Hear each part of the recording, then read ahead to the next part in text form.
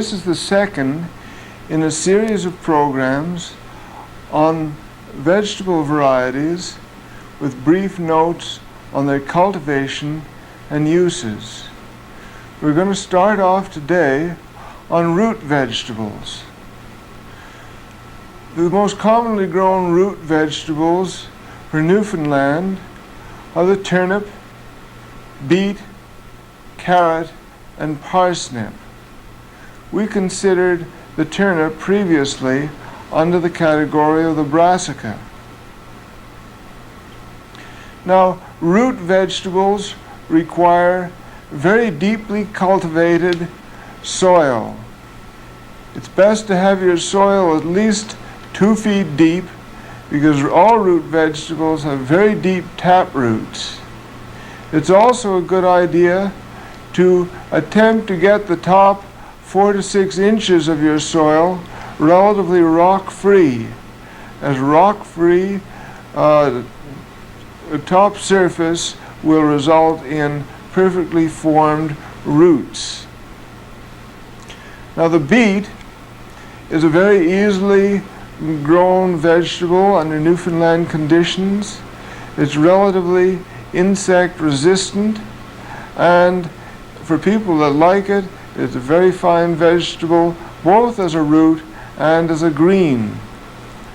The beet which is usually recommended is Detroit dark red. This is a reasonably rapidly maturing beet. If you wish to have beets to store through the winter, you might consider the winter keeper varieties of beets.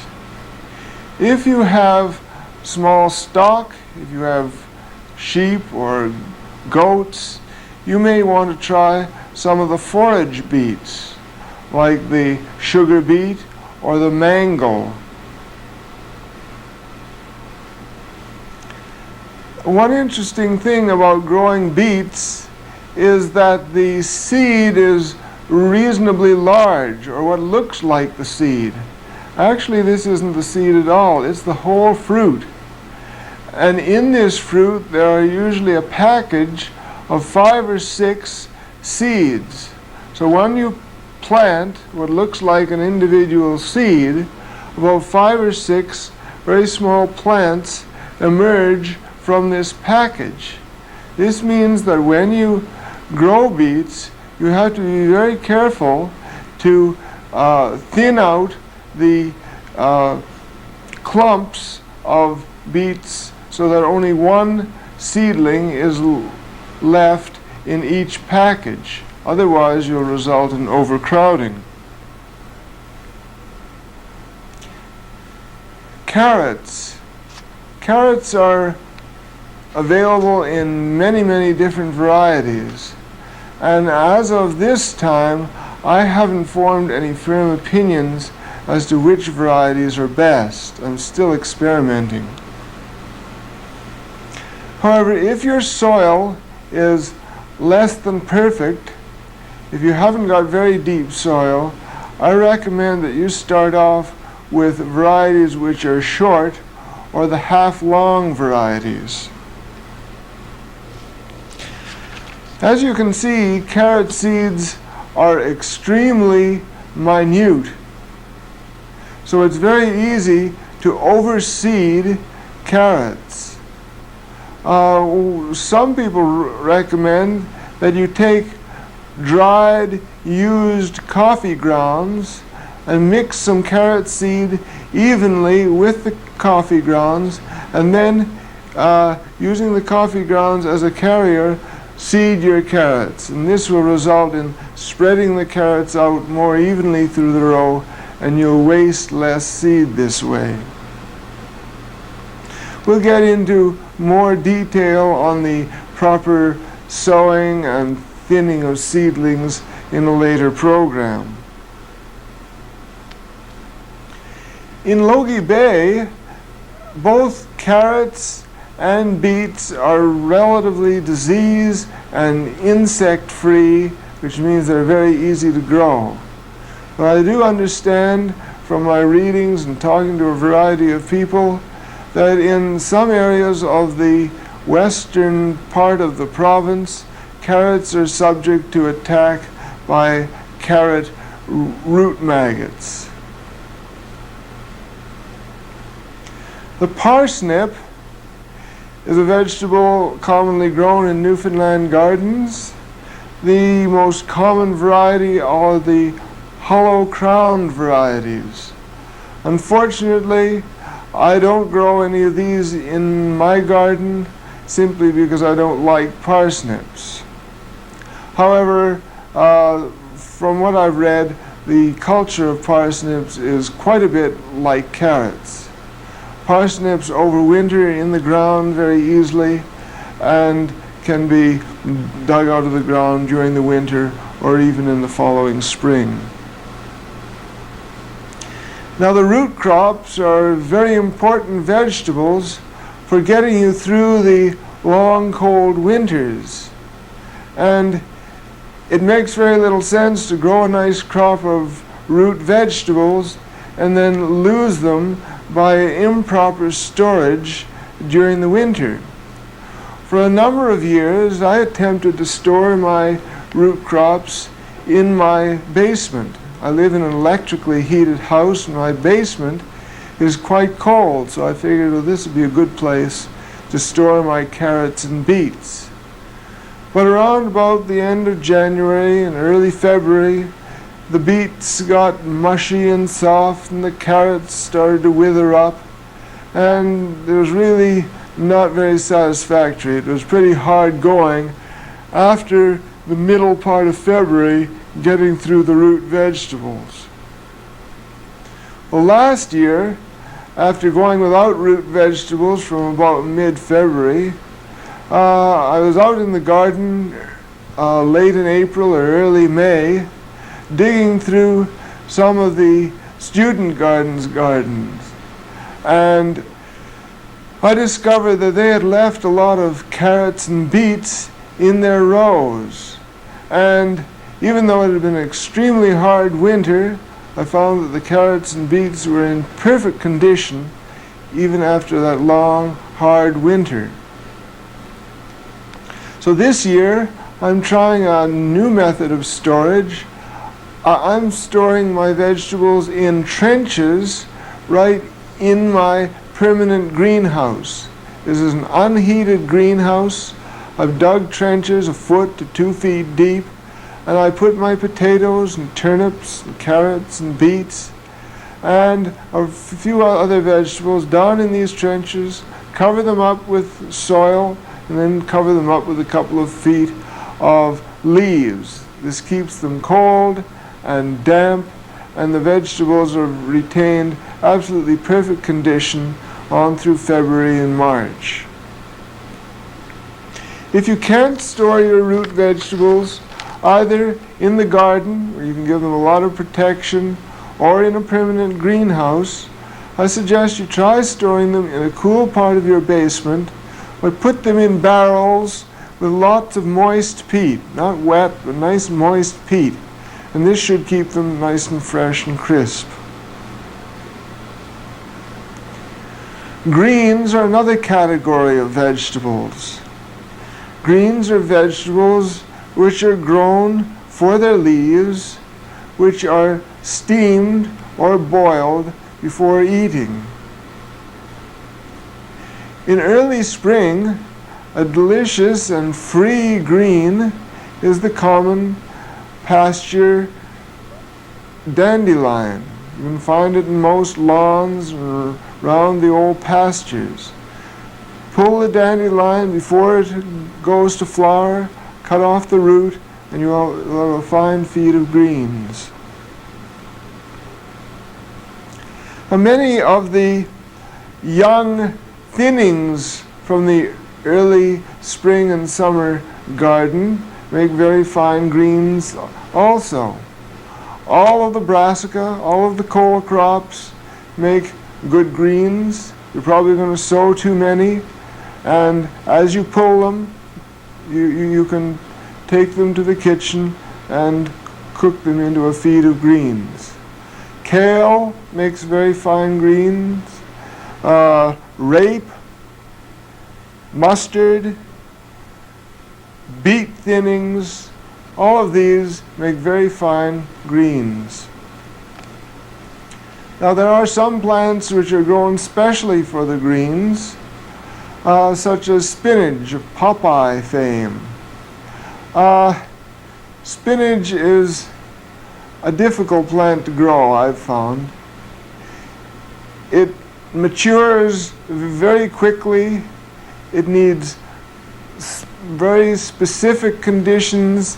It needs cool growing weather. If it heats up before this spinach has matured, it will bolt, it will go to seed very quickly. It tends to discolor and a variety of holes develop in the leaves.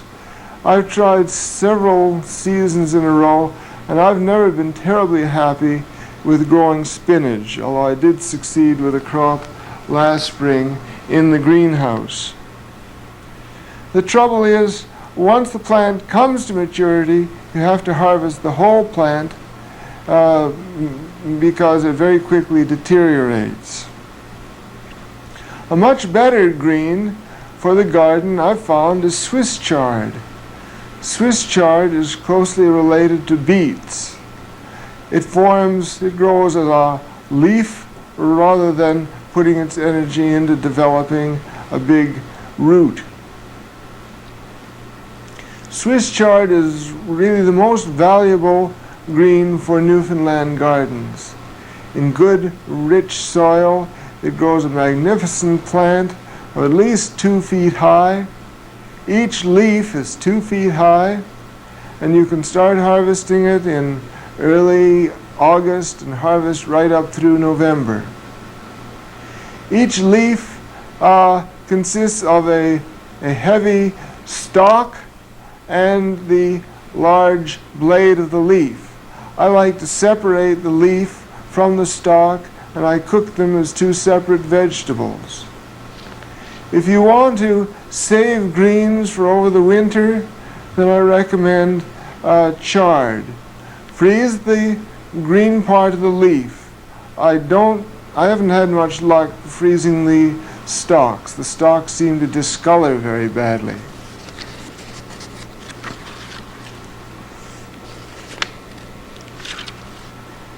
Salad vegetables. Almost all vegetables, if they're picked in a very young stage, can be used fresh in your salad. We eat a lot of salad during the summer, and some of our favorites are fresh peas, kohlrabi, cauliflower, fresh cabbage, carrots, green onions, and of course the greenhouse plants like peppers and cucumbers and tomatoes. There are some vegetables which are specifically grown for salad purposes, and the most obvious of these is the lettuce. There are 2 varieties of lettuce commonly grown, head and leaf lettuce. We only grow leaf lettuce varieties, as we find the head lettuce, which you usually find in the supermarket, to be very insipid and tasteless when compared to the leaf lettuce.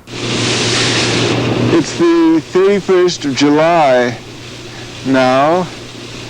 Around the 1st of July, we transplanted seedling lettuces into the garden in this location, and you can see that they've made considerable growth in the meantime. These lettuces have, because they're transplanted and have lots of room around them, they've grown to their full mature size, and they have a very attractive appearance. Now, in my garden, I grow 3 different varieties of lettuces, which I'd like to show to you. This first big lettuce is called Cos Valmain. It's a large, dark green lettuce with rather heavy leaves. It's a very good flavored lettuce, rather tough, but very good flavored. And it grows very well under these conditions. Now this paler green lettuce is called black-seeded Simpson. It's a rapidly growing lettuce, pale green in color, much more tender as the leaves are much thinner, and you can see the rippled appearance of the leaves.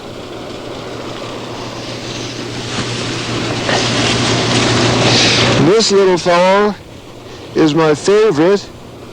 This is butter crunch lettuce, and it is generally acknowledged to be probably the finest tasting lettuce that there is. It is a semi-head lettuce. You see that the central leaves have turned in to form a very loose head. But this is very tender and very pleasant tasting lettuce. It's called butter crunch.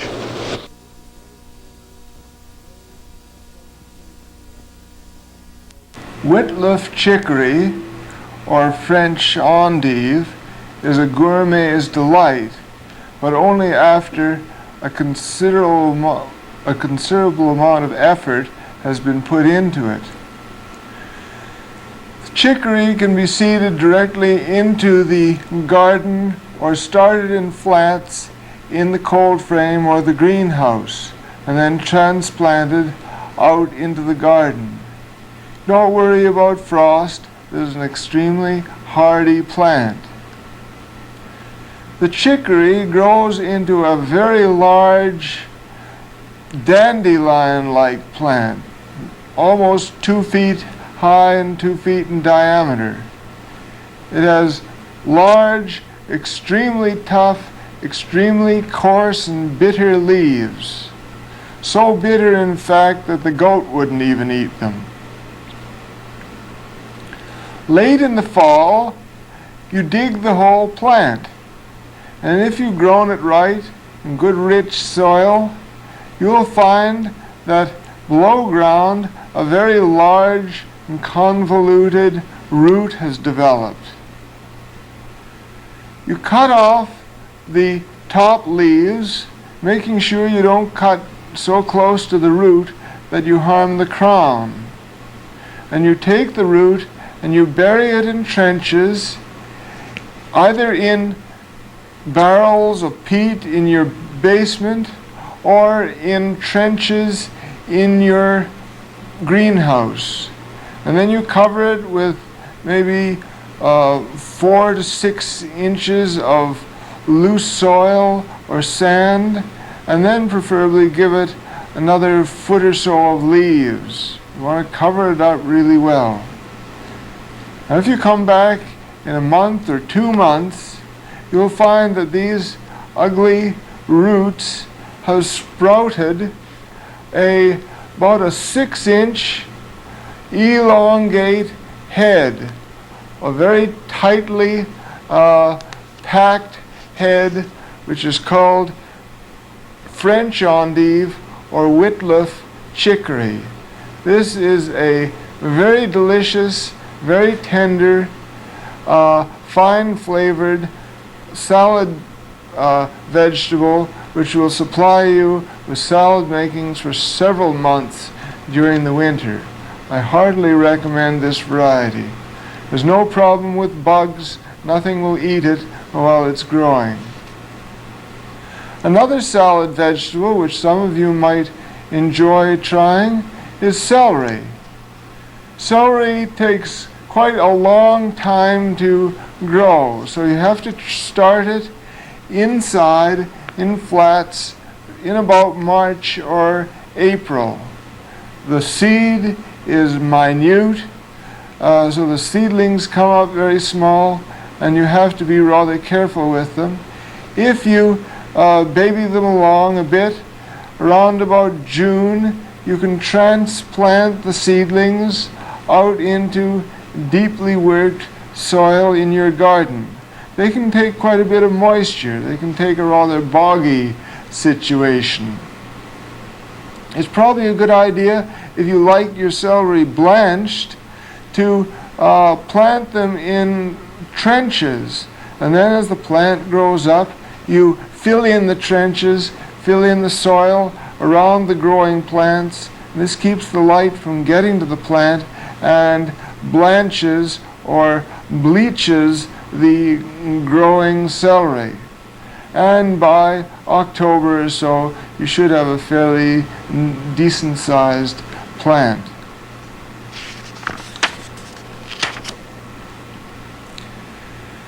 Next category I want to talk about are short season plants for intercropping.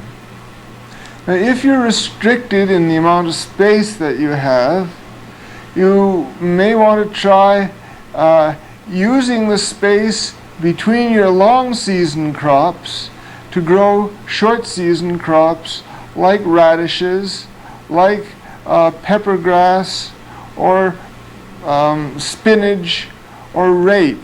All of these are considered short season crops if they mature anywhere between 20 and 35 days.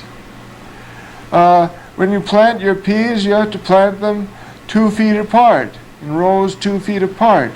Until they get to be a fairly decent size, there's a lot of wasted space in between, and this can be used for the short season crops. Cress is an enjoyable little plant. It grows extremely rapidly. It forms a parsley-like plant which you can harvest in about 2 weeks, and it forms a peppery kind of addition to your salad.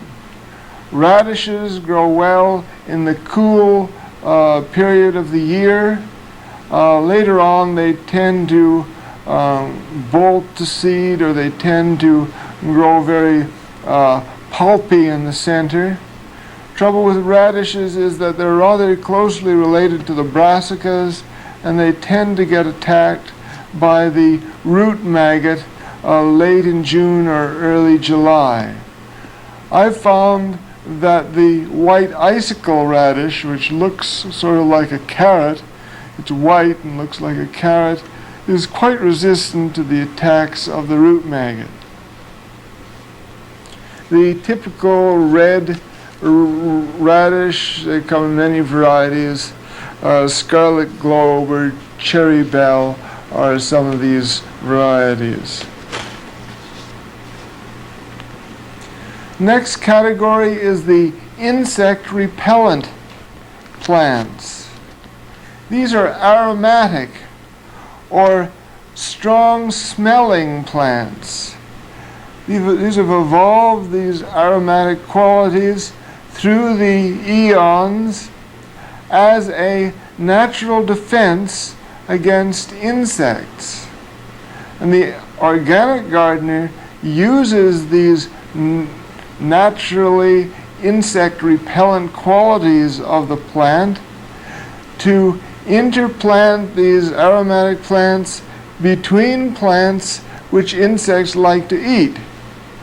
If you plant cola crops, if you plant brassicas, which all the insects seem to like to eat, you should try and plant aromatic plants in between them, and the smell from these aromatic plants helps to drive off the insects attacking the plants like the brassicas.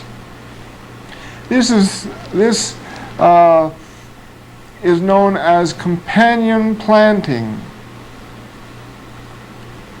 Now, some of the insect repellent plants include those in the onion family: onions, chives, leeks, and garlics. Last summer, I grew all my onions from sets. Sets are small onion bulbs about half to 3/4 of an inch in diameter, which you put in the ground, and the onions grow from that. This is a very expensive way to grow onions, and I've found quite unsatisfactory. The main problem was that you generally ended up with an onion that looked something like this: a relatively small bulb and a great big neck, which would never season up or store properly for the winter. So this spring, in the spring of '76, I decided to try to grow onions from seed. Seed, of course, is much cheaper, and you can get a lot more onions for your dollar. I planted these onions here in boxes inside the greenhouse here about the 15th of March. And then I transplanted them about the 23rd of May out into this bed in the greenhouse. There's been no artificial heat used whatsoever. Now it's the first week in September, and you see how small the stalks are. See how they're all fallen over? They're all fallen over. That means that they're starting to set up very well as mature onions. And we have some nice mature onions. Now I can pull these out of the ground and just leave them to sit on the ground here, and this foliage will dry up very well, and I'll have a good set of onions for storage purposes.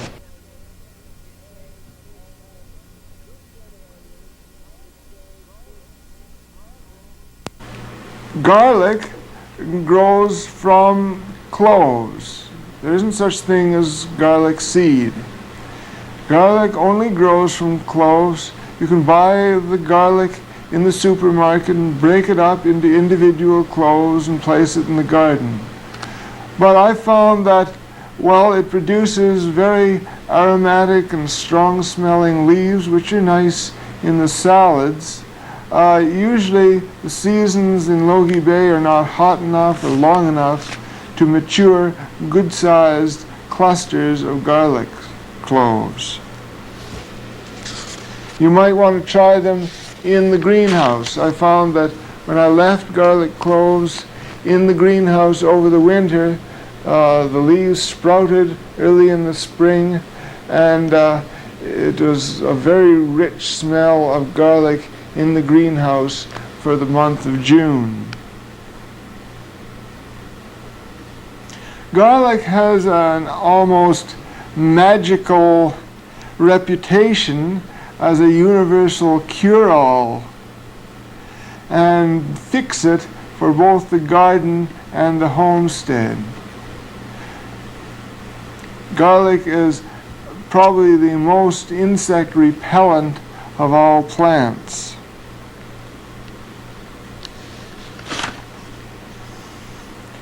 Leeks look and taste like large green onions. Leeks don't form bulbs like onions do. They form a big thick root, a big thick neck. So you treat leeks somewhat different from how you would treat onions. Remember, you pull the soil back from the expanding bulb of the onion so that the leaves fall over and the neck doesn't thicken. With leeks, you plant the seedling in a trench in the ground, and then as the plant grows up, you heap the soil up around the growing plant, and this tends to support and blanch about 6 to 8 inches of the lower part of the leek, and this allows for a very thick, heavy neck to form in the plant. You plant leeks in the greenhouse or in flats inside in late April, early May. Transplant them out into the garden when they're about the thickness of a small pencil. mid-June, late June, and then by November they should have developed to a thickness about the thickness of your thumb or greater, and you can either leave them in the garden, they're extremely hardy, or you can dig them and place them in peat in the basement. They store very well over the winter, and they're extremely good anytime you need onion flavoring or for making potato soup or a great variety of uses.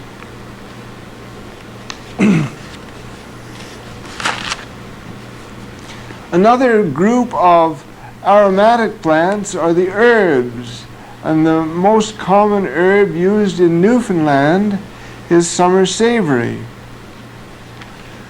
We plant summer savory directly in the garden as seeds.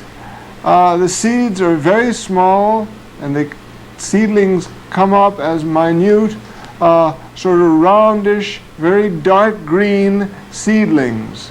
They're very easily lost amongst the weeds as they come up, but it is once you learn to recognize what the seedlings look like, you'll be able to distinguish them from the weeds.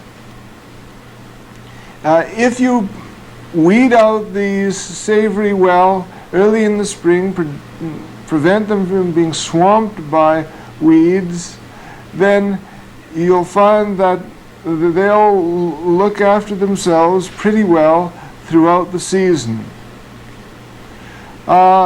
It's best to harvest your savory just before it comes to flower. That's when the flavor is best. You cut the savory at the base of the plant, you tie the plants in bunches, and you're hanging them upside down, preferably in a cool, darkish, and breezy room, and dry them out as quickly as possible. After you dry them out, you can take the plants between your hands and rub the dried leaves off of the stems, and then store them away in closely sealed mason jars for your winter cooking. Some of the other herbs which can grow well under Newfoundland conditions are dillweed, borage, sweet marjoram, and basil. Two other aromatic and insect repellent plants are flowers, marigolds and nasturtiums. Organic gardeners really like to grow these plants. They always include nasturtiums and marigolds here and there around the garden. Marigolds are particularly useful as a soil sterilizer. They apparently exude some kind of chemical from their roots which is very unpleasant for soil nematodes, which are a big problem with potatoes. If you suffer from the golden nematode in your area, if you interplant marigolds with your potatoes, you may find that you can effect a considerable amount of control. You'll find that marigold also has a very strong smelling foliage which helps to repel some insects. Nasturtium is another aromatic plant which is helpful in repelling various flying insects. It's especially unpleasant for aphids, apparently. Nasturtium has the advantage that you can eat the whole plant. We use the leaves, the flowers, and the young green seed pods for our salad making. The leaves have a rather peppery flavor. They're very good.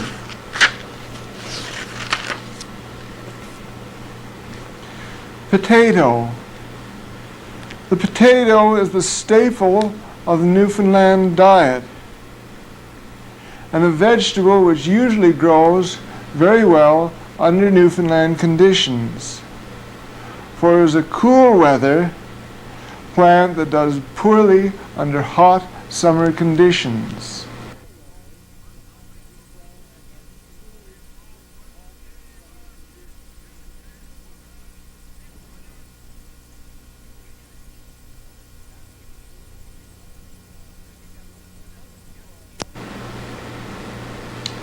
Some people argue that it doesn't make a lot of economic sense to grow potatoes.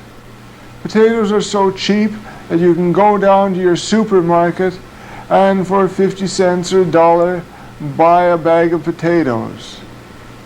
The cost of potatoes to get you and your family through the season may only be $20 or $30. And you wonder, well, is it really worthwhile in growing potatoes? When I count in the cost of my labor, maybe it really doesn't make sense. Well, it probably doesn't make sense to grow any vegetables if you put it in the economic terms like that.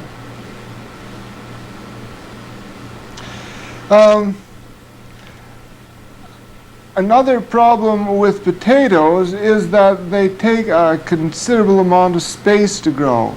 If you're extremely restricted as to the space that you have available, you may decide that you don't want to grow potatoes. You can grow about 40 pounds of potatoes for every 100 square feet of space that you've got them in. So if you have very little space available, probably stick with other kinds of more productive vegetables.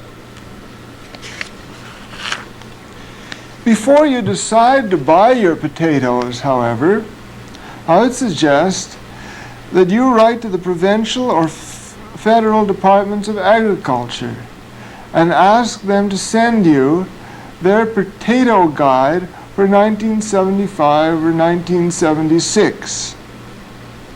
When you read this publication, you will realize that potatoes are one of the most highly chemicalized vegetables grown. The best thing about growing potatoes is that you can use them for opening up a piece of land. You can take a piece of land which is in pasture this year. Now, you can get your neighborhood farmer to come in with his plow and turn over that pasture and do nothing with that piece of land for the first year, or you can try growing potatoes using the Newfoundland lazy bed method. Let's say this is a cross section through a section of soil. We've got sod on top, and then we got the topsoil, and then we've got the subsoil. If you're going to grow lazy beds, you divide your beds into 6-foot wide beds and as long as you want to make them.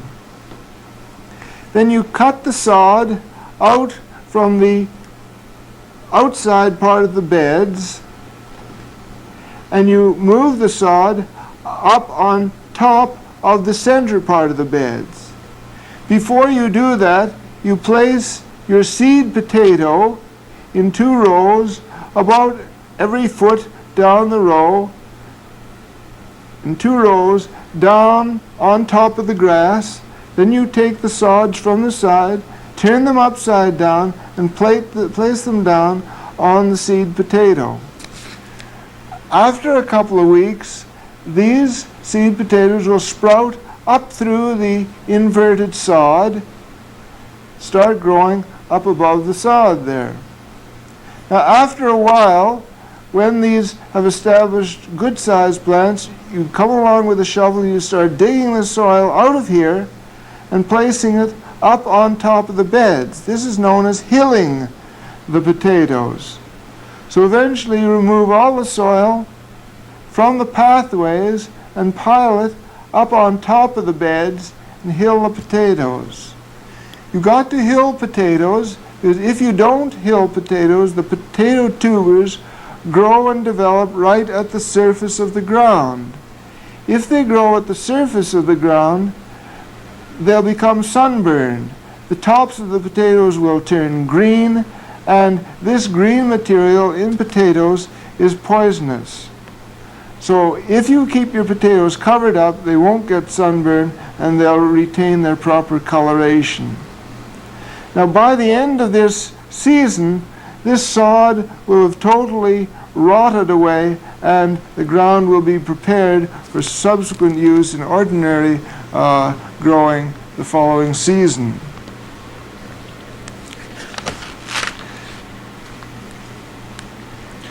Seed potato, potato, as you probably know, doesn't grow from seeds like other vegetables. It grows from pieces of the actual potato tuber. You can, if you can find a farmer who has grown potatoes under natural conditions, you can get some potatoes from him. Or you can buy seed potatoes from Gay Seed. But don't, I urge you, go to the supermarket, buy potatoes, and cut them up and try growing potatoes with them. Because one of the chemicals which the commercial growers put on their potatoes is a sprout inhibitor, which inhibits the development of the eyes. Now, if you can get some seed potatoes, you should prepare your seed potato a couple of days before you're going to plant them. You cut them up into walnut-sized pieces, making sure that each piece has a little sprout, a little eye on it. And then you leave these pieces out in a cool, airy room and let the cut surfaces scab over, dry up. If you cut your potato immediately before you plant it, you'll find that the seed potato will rot in the ground. But if you let the surfaces scab over, scar over, then they will be more resistant to fungus disease, destroying the seed potato.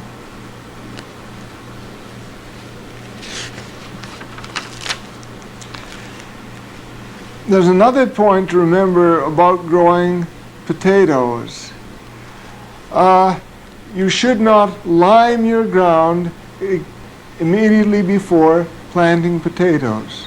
Now, potatoes don't mind lime in the ground. They grow very well with lime in the ground. But there is a certain type of fungus or bacterial disease which causes scab. Now, this is inhibited under rather acid conditions, but under limey conditions, this particular disease organism, which is apparently present in nearly all ground, is encouraged to grow, and it forms a scabby surface to your potato.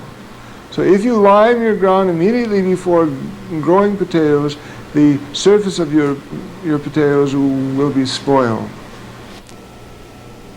Next time, we'll complete this series on vegetable varieties by talking about squash, perennial vegetables and fruits, and greenhouse plants.